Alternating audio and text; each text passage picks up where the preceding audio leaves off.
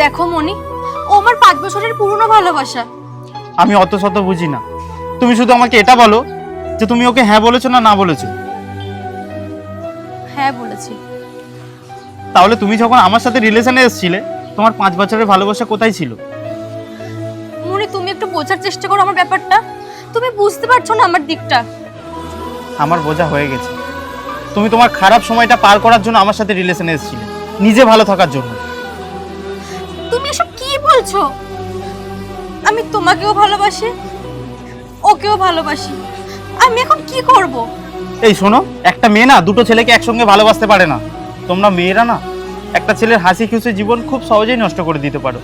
আর দোয়াই দাও ভালোবাসা। আর সমাজের কাছে দোষ হয় আমাদের মতন ছেলেদের, কারণ ওই যে আমরা ছেলে,